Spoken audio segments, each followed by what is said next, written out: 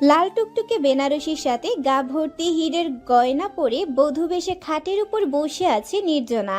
হন্তদন্ত হয়ে সেই ঘরে এলো তার ফুপু রওশনারা বেগম। এই জন্যই কয় পিঠের চাল পেটে লাগে না। পাপিয়া কার লাগে তো বিয়া দিতাছ জানস? ছেলের তো মাথা খারাপ, বাইরে পাগলামি করতাছে। সৎ মাইয়া বইলা একটা পাগলের লগে বিয়ে দিব। আজকে তোর জায়গায় যদি নিজের পেটের মাইয়া হইতো তবে কি এই বজ্জাত মহিলা এমনটা করতে পারতো? কিন্তু তুই কেন বোকার মতো একটা পাগলকে বিয়ে করছিস? এখনো সময় আছে, পালিয়ে যা। ফুপু রওশনারা বেগমের কথার প্রতি উত্তরে কোনো কিছুই বলছে না নির্জনা, বরং প্রাণহীনভাবে শূন্য দৃষ্টিতে চুপচাপ খাটের উপর বসে আছে, যেন সে কিছুই শুনতে পাচ্ছে না। তার এরূপ আচরণ দেখে রওশনারা বেগম আবার বলেন, অতীত নিয়ে পড়ে থাকলে কোনো লাভ নেই। আগের কথা সব ভুলে যা, পালাইয়া যা। ঠিক তখনই নির্জনার সৎমা পাপিয়া আক্তার ঘরে প্রবেশ করে বলে, আপা, আপনার কথা শেষ হলে একটু বাইরে যান, নির্জনাকে কিছু গহনা পরাবো। গয়না বইরা কি হইব? স্ত্রী লোকের আসল গয়না হইল তার স্বামী, আর সেখানেই তো তুমি আমার বাইজির কপালটাই পুরাই দিতেছ। আমার বাইটা মরাই ভালোই ফায়দা লুটতেছ পাপিয়া। নিজের সুবিধার লাইগিয়া মাইয়াডারে বেঁচে দিতেছ। নসাদ বাইসা থাকলে এমন একটা পাপ তুমি করতে পারতা? যে মানুষটা নেই তার কথা তুলে কি লাভ আপা? সেই তো আমার ভাই থাকলে কি আর তার মেয়ের একটা পাগলের লাগে বিয়ে দিতে পারতা? এত বড় অন্যায় করতে তোমার বুক কাঁপলো না? পাপিয়া আক্তার একটা দীর্ঘশ্বাস ফেলে নির্জনার মাথা ঠান্ডা করে বলেন, আপা কথায় কথা বলে, বিয়েতে এসেছেন, শান্তিতে খেয়ে দিয়ে চলে যান। এখন তো যাইতেই কইবা। আমার ভাই আর ভাইপো মরছে এখন 1 বছর হয় নাই, আর তুমি সব আত্মসাৎ করতে উইটা বুড়া লাগছো। তোমার কোনোদিনও ভালো হইব না। তাচ্ছিল্যের সাথে পাপিয়া বলে, আমার আর খারাপের কি বাকি আছে আপা? স্বামী মারা গেছে, ছোট ছেলেটাও দিনের পর দিন মৃত্যু যন্ত্রণা ভোগ করে মারা গেছে, আর আত্মসাতের কথা বলছেন? ছোট চাকরির জমানো 2 টাকা ছিল, যার সবটা হাসপাতালে খরচ হয়ে গেছে। এখন এই ভিটে মাটিটা ছাড়া আপনার ভাইয়ের আর কি আছে বলুন আপা? এটাও যে আপনার অন্য ভাইয়েরা খুব তাড়াতাড়ি দখল করে নেবে তাও আমি জানি। এইসব তোমার কর্মের ফল। সারা জীবন সৎ মাইয়া দেখা অবহেলাই করছো, তাই আল্লাহ তোমার বুকও খালি করে দিছে। বিশ্বাস করেন আপা, আপনার সাথে তর্ক করার বিন্দু মাত্র ইচ্ছে আমার নেই। আমি নির্জনাকে অবহেলা করেছি কিনা তা আমি আর আমার আল্লাহই ভালো করেই জানে। এখন দয়া করে আপনি একটু বাইরে যান। তাচ্ছিল্যের সাথে মিথ্যে হাসি দিয়ে পাপিয়া বলে, আপনাদের আমার অনেক দেখা হয়ে গেছে আপা, ঠিকই বলেছেন। এখনো বছর ঘুরিনি, সব ভুলে যাব? বিপদের সময় তো আপনাদের কাউকে পাশে পাইনি, নিজের ভাইকে রক্ত দেওয়ার জন্য আপনারা কেউ আসেননি, বরং এটা বলে ফোন রেখে দিতেন যে আমাদের সাহায্য করে আপনারা বিপদে পড়তে পারবেন না। এমনকি তার লাশটা নিয়ে বাড়ি ফিরবো সেই অ্যাম্বুলেন্সের ভাড়াটাও আমাকে ধার করতে হয়েছে। পাপিয়ার এই এক কথায় রওশনারা থোতা মুখ ভোতা হয়ে গেল। তিনি কোনো প্রতি উত্তর না করে ধূপধাপ পা ফেলে ঘর থেকে বের হয়ে যায়। Australia Melbourne. নির্জনার অসংখ্য ছবি দিয়ে একটা ঘর সাজানো, সেগুলোকে 27-28 বছরের একজন যুবক নেশালো নয়নে মুগ্ধ হয়ে দেখছে আর বলছে। রওশনারা বের হতেই পাপিয়া আক্তার দরজার ছিটকিনি তুলে দিয়ে নির্জনার পাশে বসে গলায় একটা চেইন আর হাতে 2টো চিকন চুড়ি পরিয়ে দিতে দিতে বললেন, এগুলো তোমার মায়ের এত বছর আমার কাছে ছিল, শত কষ্ট হাতছাড়া করিনি। নির্জনা তখনও চুপ। পাপিয়া আক্তার একটা দীর্ঘশ্বাস ছেড়ে মেয়ের মাথায় হাত রেখে বললেন, এখনো সময় আছে, তুমি চাইলে এখনো বিয়েটা আটকাতে পারো। আমি আগেও বলেছি প্রয়োজনে তোমাকে দেশের বাইরে পাঠিয়ে দেব। তোমার ফুপির কথায় যুক্তি আছে, একটা পাগলকে বিয়ে করে সারা জীবনটা নষ্ট করার কোনো মানে হয় না।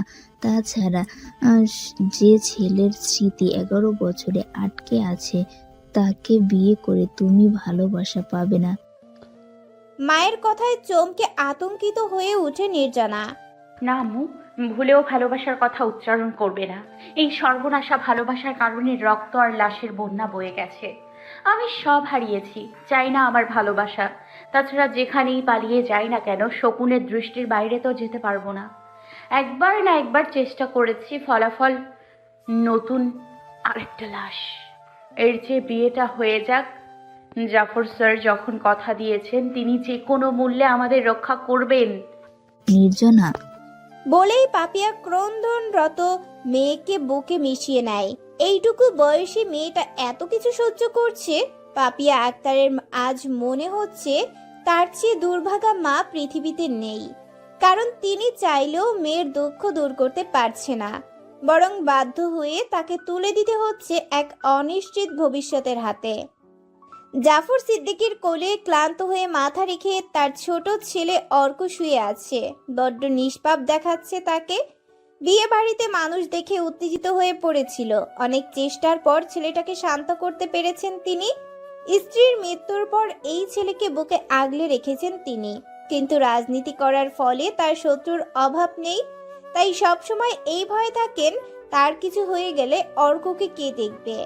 যদিও তার অপর দুই সন্তান, বড় ছেলে অর্ণব আর মেয়ে আরশি অনেক ভালো, কিন্তু তাদেরও তো একদিন সংসার হবে।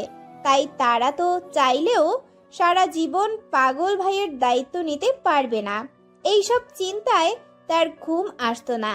জাফর সিদ্দিকী দিনরাত উপরওয়ালার কাছে দোয়া করতেন ছেলেটার একটা গতি হয়। আল্লাহ তার দোয়া কবুল করে নির্জনাকে পাঠিয়েছেন।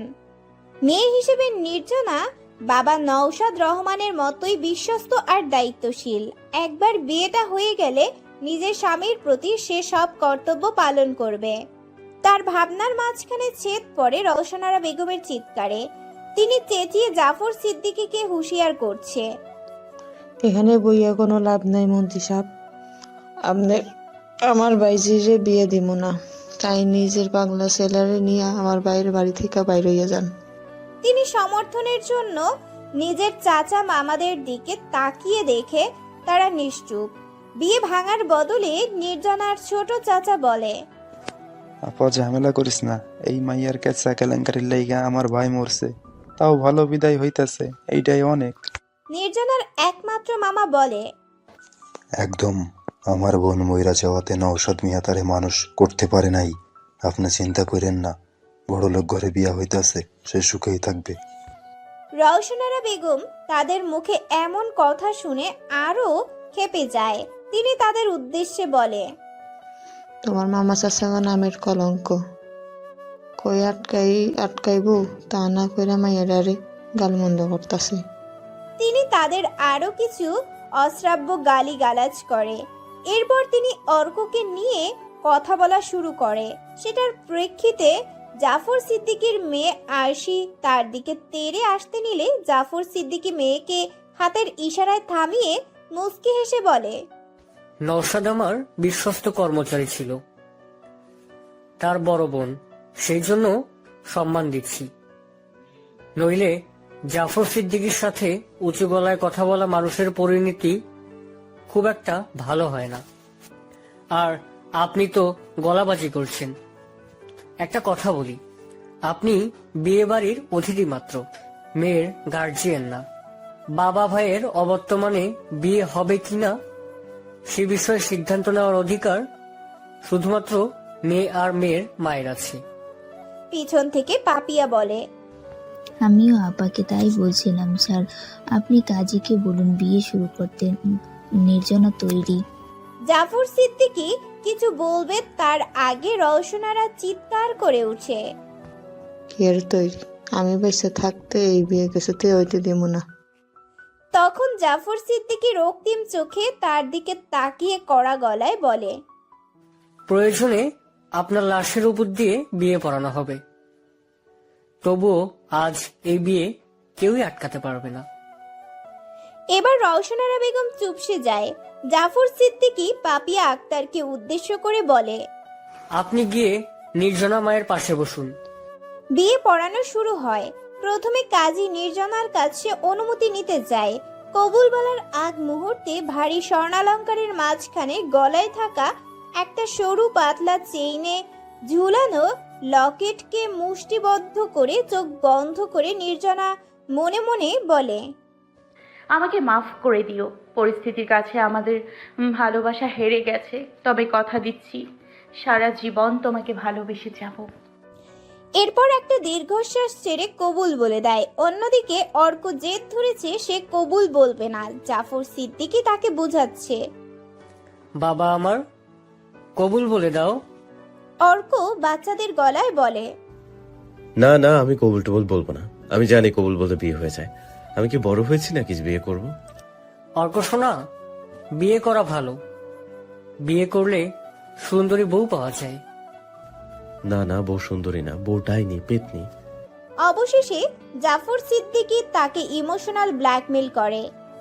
বেশ, তুমি যদি বিয়ে না করো আমি আর তোমার সাথে কথা বলবো না, আর কোনোদিন বাড়িও যাব না। এভাবে আরো অনেক কথা বলেন তিনি। এতে অর্ক ভয় পেয়ে যায় আর কবুল বলে দেয়। বিয়ে শেষে পাপিয়া আক্তার নির্জনাকে নিয়ে অর্কের পাশে দাঁড় করায়। এরপর তার হাতে নির্জনার হাত দিয়ে বলে, তোমাকে বললে তুমি বুঝবে কিনা জানি না, তবুও বলছি নির্জনা তোমার স্ত্রী। স্বামী হিসেবে আজ থেকে তার সকল দায়িত্ব তোমার। আর মেয়েটা আমার জনম দুঃখী, তাকে দেখে রেখো না। অর্ক অদ্ভুতভাবে এখানে কোনো প্রতিক্রিয়া করে না। এরপর জাফর সিদ্দিকী নির্জনা আর অর্কের হাত ধরে বলে, হয়তো তোমার সাথে আমি অন্যায় করেছি, কিন্তু বাবা হিসেবে আমি নিরুপায়। আজ থেকে আমার ছেলের সব দায়িত্ব তোমার। প্লিজ কখনো ছেড়ে যেও না। বিদায়বেলা অর্ক নির্জনার হাতে কামড়ে দিয়ে জেদ ধরে বলে, এটা তো একটা পেতনি, আমাকে খেয়ে ফেলবে। ওর সাথে আমি বাড়ি যাব না। এরপর ভীষণভাবে চিৎকার চেঁচামেচিও শুরু করে। ফলে বাধ্য হয়ে জাফর সিদ্দিকী অর্ককে আরশি আর তার ডাক্তার প্রীতির সাথে গাড়িতে উঠিয়ে দেয়। আর তিনি নির্জনাকে নিয়ে অন্য গাড়িতে ওঠেন। গাড়িতে ওঠার সময় জাফর সিদ্দিকী পাপিয়া আক্তারকে উদ্দেশ্য করে বলে। পাপিয়া মাথা নাড়িয়ে না করে বলে, আপনিও চলুন না ভাবি। স্মিত হাসি দিয়ে পাপিয়া আক্তার বলে, না স্যার, আমি তো আগেই বলেছি এখানে আমার স্বামী ছেলের কবর আছে, তাদের ছেড়ে আমি কোথাও যেতে পারবো না। তবুও আপা, আপনি সাথে গেলে ভালো হতো। ওরা অনেক ভয়ঙ্কর, আপনার ক্ষতি করতে পারে। করলে করবে, আমি আর ভয় পাই না। এতদিন মেয়েটাকে নিয়ে বিপদে ছিলাম, আজ থেকে সে চিন্তামুক্ত। কিন্তু এত সবের মাঝখানে একবারেই প্রাণহীন থাকে নির্জনা। সে ভালো মন্দ কিছুই বলে না। নির্জনার বিয়ে শেষ হতেই মেলবোর্নের সেই যুবকটির ফোনে একটা কল আসে। অপর পাশ থেকে কিছু বলতেই রাগে ফোন ছুঁড়ে ফেলে বলে, বরের গাড়ি আরশি গাড়ি চালাচ্ছে, তার পাশে প্রীতি আর পিছনে অর্ক। ডাক্তার প্রীতি আর আরশি লুকিং গ্লাসে অর্ককে দেখছে আর হাসছে।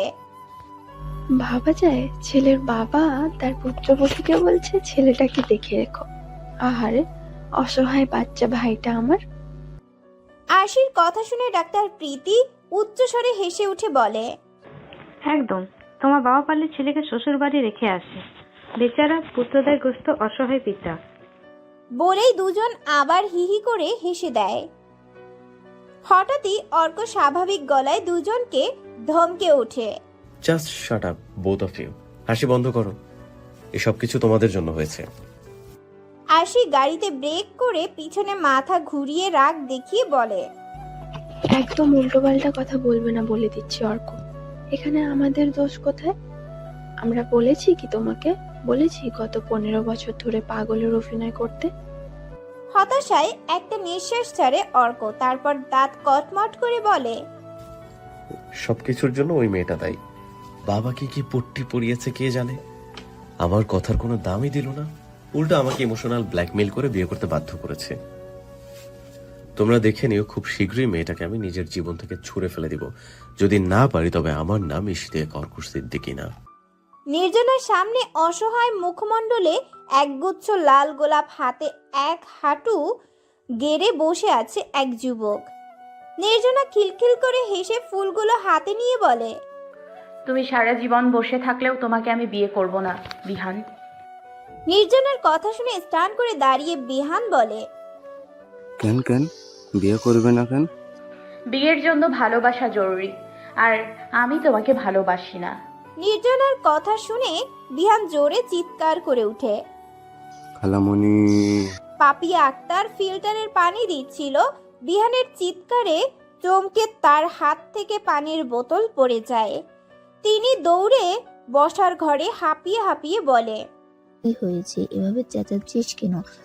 বিহান মুখ ভার করে বলে, দেখো না, তোমার মেয়ে আবার আমাকে রিজেক্ট করে দিয়েছে, বলে কিনা আমাকে ভালোবাসে না। পাপিয়া আক্তার একটা স্বস্তির নিঃশ্বাস ফেলে বিহানের কান টেনে ধরে বলে, করেছে তোর মতো বাদরের কাছে মেয়ে বিয়ে দিলে আমি আর শান্তিতে থাকতে পারবো না।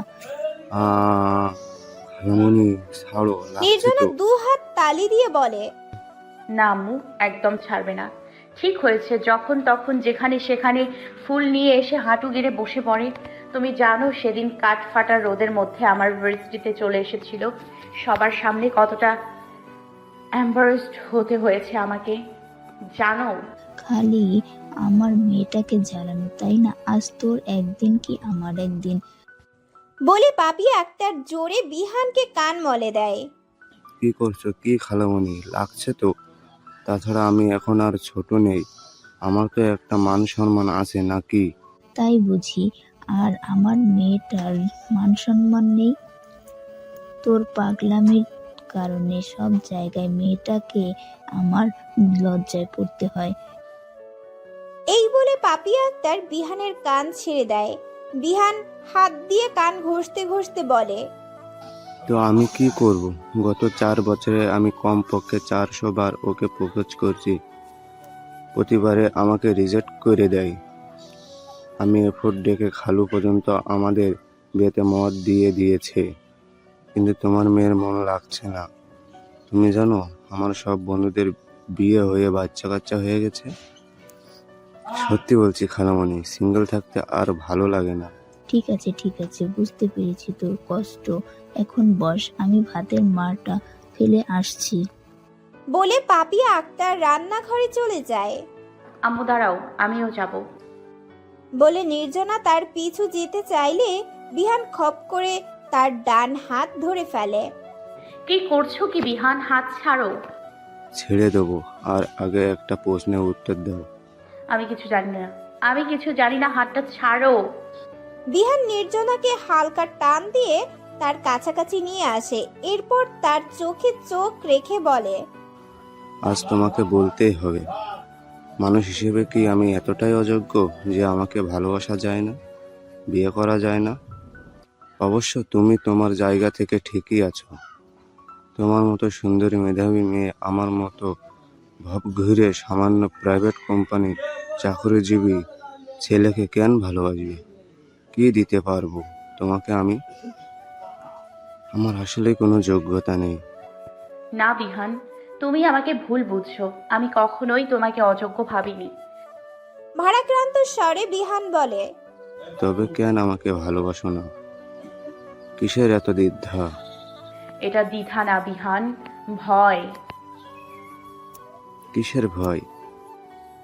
নির্জনা অস্পষ্ট স্বরে উচ্চারণ করে, রুহান খন্দকার। কে রোহন খন্দকার? একটা দীর্ঘশ্বাস ছেড়ে নির্জনা বলতে শুরু করে, আমি আজ অবধি কাউকে বলিনি, কিন্তু আজ যদি না বলি তবে তুমি আমাকে ভুল বুঝবে। তাছাড়া প্রতিবার তোমাকে এভাবে ফিরিয়ে দিতে দিতে আমিও ক্লান্ত। আমি শুনছি। গত বছর ভার্সিটি থেকে আমরা আর কে ইন্ডাস্ট্রিতে গিয়েছিলাম ফাইনাল প্রজেক্ট আর অ্যাসাইনমেন্টের জন্য। সেখানেই আমার ওপর রুহান খন্দকার নামে ওই শকুনটার কুনজর পড়ে, আর তখন থেকেই দিনের পর দিন সে আমার উপর ভালোবাসার নামে মেন্টাল টর্চার করে যাচ্ছে। এক মিনিট, আর কে? হিন্ডিডিস মানে এই মেডিসিন ব্র্যান্ড যেটা লয়ন গ্রুপের, আর রোহন খন্দকার মানে তার মালিক বাংলাদেশের আইকন্দ্র রোহন খন্দকার। মাথা নাড়িয়ে নীরবে সম্মতি জানায় নির্জনা। অস্থির হয়ে বিহান বলে, কিন্তু সে তোমার পিছনে কেন পড়ে আছে? হাজার হাজার কোটি কোটি টাকার মালিক, তার কি মেয়ের অভাব পড়েছে নাকি? একই প্রশ্ন আমিও তাকে করেছিলাম। সে উত্তর দিয়েছিল যে মুহূর্তে আমি তাকে না করে দিয়েছি সেই মুহূর্ত থেকে নাকি আমি তার নেশায় পরিণত হয়েছি। তাই যতদিন পর্যন্ত আমাকে নিজের করে না নেবে ততদিন আমার পিছু ছাড়বে না। আমাকে ভালোবাসে তাই জোর করে উঠিয়ে নিয়ে বিয়ে করা, বন্দি করে রাখা, এসব করবে। কিন্তু আমাকে অন্য কারোর হতেও দেবে না। যদি আমি ভুল করে অন্য কাউকে ভালোবাসি তবে তার মৃত্যু অনিবার্য। প্রথমে ভেবেছিলাম বড়লোক মানুষ, আমি না করেছি তাই ইগোতে লেগেছে। কিছুদিন গেলে এমনি ঠিক হয়ে যাবে, শত শত মেয়েদের ভিড়ে আমাকে ভুলে যাবে। কিন্তু না, বিগত দিনগুলোতে সে আমার সব ধারণা বদলে দিয়েছে। ভুলে যাওয়ার তো দূরের কথা, দিন দিন তার পাগলামি আরো বেড়ে গেছে। এখন তো সে আব্বু আম্মু এমনকি নীরকেও প্রাণে মেরে ফেলার হুমকি দিচ্ছে। মাঘের মুল্লুক নাকি, যা ইচ্ছা তাই করবে? এমনটাই বলতে পারো। তুমি জানো ফাইনাল এক্সামের পর আমি তোমার প্রপোজাল অ্যাকসেপ্ট করে বিয়ের কথা ভাবছিলাম, কিন্তু সবকিছু এলোমেলো হয়ে গেছে। বড্ড ভালোবাসি তোমায়, তাই আমি চাই না আমার জন্য তোমার কোনো ক্ষতি হোক। কথাগুলো বলে নির্জনা হু হু করে কেঁদে ওঠে। বিহান তাকে আস্তে করে বুকে টেনে নেয়। নির্জনার জন্য বিহানের খুব কষ্ট হচ্ছে। মেয়েটা খুশি মুখের আড়ালে কত যন্ত্রণা লুকিয়ে রেখেছে। সে নির্জনাকে বুক থেকে উঠিয়ে বলে, পাগলি একটা, এত ভালোবাসো আর বলতে পারছিলে না? রোহন খন্দকারকে নিয়ে টেনশন তো? ঠিক আছে, আজই এমন ব্যবস্থা করব যে রোহন খন্দকার কেন পৃথিবীর কেউ আর তোমাকে আমার থেকে আলাদা করতে পারবে না। নাক টেনে টেনে নির্জনা জিজ্ঞেস করে, কি করবে তুমি? আমরা আজই বিয়ে করব। কিন্তু কোনো কিন্তু না। রোহন খন্দকারকে ভয় পেলে সে আরো পেয়ে বসবে। এখন সাহসী হতে হবে। তুমি যদি একবার আমাকে বিয়ে করে ফেলো তাহলে পৃথিবীর কোনো শক্তি আর আমাদের আলাদা করতে পারবে না। কিন্তু তার জন্য আমার মেয়েটাকে রাজি হতে হবে। বলো নির্জনা, তুমি কি এই বাদরটাকে বিয়ে করবে? পাপিয়া আক্তারের আওয়াজে তারা দুজন দুজনের থেকে দূরে সরে দাঁড়ায়। আম্মু, ওভাবে বলো না, বাদর হলেও কিউট আছে। পাপিয়া আক্তার খুশিতে নির্জনাকে বুকে টেনে নেয়। পাপিয়া আক্তার খুশিতে নির্জনাকে বুকে টেনে নেয়। বোকা কোথাকার, এত কিছু হয়ে গেল আর তুমি আমাকে জানাওনি? তুমি কি ভুলে গেছো তোমার বাবা মিনিস্টারের ড্রাইভার, আর তিনি তোমার বাবাকে কতটা স্নেহ করে, ভালোবাসে? তোমার ভার্সিটিতে ভর্তির সময় তিনি আমাদের কত হেল্প করেছে, মনে নেই? মানছি রোহানা খন্দকারের আমরা কিছু করতে পারবো না, কিন্তু মন্ত্রী জাফর সিদ্দিকী তো করতে পারবে। কিচ্ছু হবে ভেবো না, সব ঠিক হয়ে যাবে। নির্জনা মায়ের বুকে মুখ লুকিয়ে থাকে, কিন্তু বিহান পাপিয়া আক্তারের কথা সম্পূর্ণ সহমত না জানিয়ে বলে, খালামনির মন্ত্রী হলেও কেউ শুধু শুধু লয়ন গ্রুপের বিরুদ্ধে যাবে না। আর তাছাড়া আমার রোহন খন্দকারকে কেন সুযোগ দিব? তুমি আর খালু রাজি থাকলে আমার আজকে বিয়েটা করে ফেলবো। কিন্তু আপা দুলা ভাই কি তাদের একমাত্র ছেলের এভাবে বিয়ে দিতে রাজি হবে? আম্মু আব্বুর টেনশন তুমি করো না তো, আমি তাদের সামনে নেব। প্রয়োজনে পড়ে বড় করে অনুষ্ঠান করা যাবে। তুমি শুধু খালুকে ফোন দিয়ে বলো নীরকে নিয়ে তাড়াতাড়ি বাড়ি ফিরে আসছে, আমি সব ব্যবস্থা করছি। বলে বিহান বের হয়ে যাবে। তখনই দরজার সামনে থেকে ফিরে এসে পাপিয়া আক্তারের সামনে দাঁড়িয়ে বলে, খালামণি ওই বক্সটা দাও তো, যেটা তোমাকে রাখতে দিয়েছিলাম। আনছি। বলে তিনি রুমে চলে যায়। বক্স বিহান। নির্জনার প্রশ্নে বিহান মুস্কি হেসে বলে, অপেক্ষা করো অবুঝ বালিকা, অপেক্ষায় ফল সুমিষ্ট। একটু পর পাপিয়া আক্তার একটা বাক্স এনে বিহানের হাতে দিলে সে বক্সটা খুলে একটা ছোট্ট চেইন আর লকেট বের করে নির্জনার গলায় পরিয়ে দিয়ে বলে, হলে আমি তোমার জীবনে থাকি বা না থাকি, আমার এই লকেটটা তোমাকে আমার কথা মনে করিয়ে দেবে। এরপর বিহান বের হয়ে যায়। পাপিয়া আক্তার নিজের স্বামীকে ফোন দিয়ে সব কথা জানায়, আর নওশাদ ছুটি নিয়ে নীরের কলেজের উদ্দেশ্যে রওনা হয়। ঘন্টাখানেক পরে কলিং বেলের শব্দে পাপিয়া আক্তার দরজা খুলে বিহানকে দেখে চিৎকার করে ওঠে। বিহান, এ কি হলো তোর? তার চিৎকারে নির্জনা দৌড়ে বাইরে বের হয়ে দেখে কয়েকজন বন্দুকধারী তাদের ঘরে। এর মধ্যে একজন পাপিয়া আক্তারের দিকে বন্দুক তাক করে আছে, আর অন্যদিকের রক্তাক্ত প্রায় জ্ঞানহীন অবস্থায় বিহানকে দুজন ধরে রেখেছে। তাকে দেখেই বোঝা যাচ্ছে ভীষণ নির্মমভাবে তাকে পেটানো হয়েছে। এসবের মাঝখানে রুহান সোফায় পায়ের উপর পা তুলে বসে আছে। নির্জনার হাত পা ভয়ে জমে গেছে। নিজের চোখের সামনে প্রিয় মানুষদের এত কষ্ট দেখেও সে কথা বলতে পারছে না। নির্জনাকে দেখে রুহান বাঁকা হেসে তার দিকে এগিয়ে যায়। এই তো আমার সুইটার এসে গেছে। কি বলেছিলাম না, অন্য কাউকে ভালোবাসলে তার মৃত্যু অনিবার্য। বলেই সে বিহানের দিকে বন্দুক তাক করে। সাথে সাথে নির্জনা রুহানের পায়ে পড়ে যায়। ঢুকরে কেঁদে উঠে বলে, দয়া করে বিহানকে ছেড়ে দিন। আপনি যা বলবেন আমি তাই শুনবো। আপনি যদি বলেন আমাকে বিয়ে করতে, তাও করব। আপনি যদি বলেন বিয়ে ছাড়া থাকতে হবে, তাও থাকবো। তবু আমার বিহানকে আর আমার পরিবারকে ছেড়ে দিন। রুহান নির্জনাকে তুলে দাঁড় করিয়ে শয়তানি হাসি হেসে বলে, সরি সুইটার, তুমি অনেক দেরি করে ফেলেছ। তাছাড়া তোমাকে জোর করা হলে তো অনেক আগেই করতে পারতাম, কিন্তু আমি তোমাকে সম্পূর্ণ নিজের করে পেতে চাই। তোমার হৃদয়, মন, মস্তিষ্ক, সুন্দর এই শরীর সবকিছুতে শুধু রুহানের অধিকার থাকবে। কিন্তু এই বেঁচে থাকতে তা হবে না, কারণ তুমি তাকে ভালোবাসো। আমি ওকে ভালোবাসি না, বিশ্বাস করো।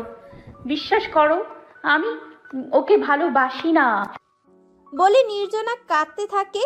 বিহান বহু কষ্টে মুখ খুলে অস্পষ্ট স্বরে বলে, আমাকে মেরে ফেললেও নির্জনা আর কখনোই তোকে ভালোবাসবে না। ও শুধু আমাকেই ভালোবাসে। নির্জনা দৌড়ে বিহানের কাছে গিয়ে বলে, একদম চুপ, কোনো কথা বলবে না তুমি। আমি তো ওনাকে বোঝাচ্ছি। বিহান নিজের রক্তাক্ত হাত দিয়ে নির্জনার গাল স্পর্শ করে বলে, ভালোবাসি তোমায় অবুঝ বালিকা। এতে নির্জনা আরো জোরে কেঁদে দেয়। সে আবার দৌড়ে রুহানের কাছে এসে হাত জোর করে বলতে থাকে, আপনি বিশ্বাস করুন, আমি ওকে ভালোবাসি না। তাই বলছি, ভালো না বাসলে তো এর মৃত্যুতে তোমার কিছু যায় আসবে না, তাই না? বলে রুহান বিহানের বুকে একটা গুলি চালিয়ে দেয়। পাপিয়া আক্তার আর নির্জনা একসাথে চিৎকার করে ওঠে। একজন দৌড়ে বিহানের কাছে যেতে চাইলে রুহান তার হাত ধরে বাধা দিয়ে বলে, ওটা মরে গেছে সুইটার, তাই কাছে গিয়ে কোনো লাভ নেই।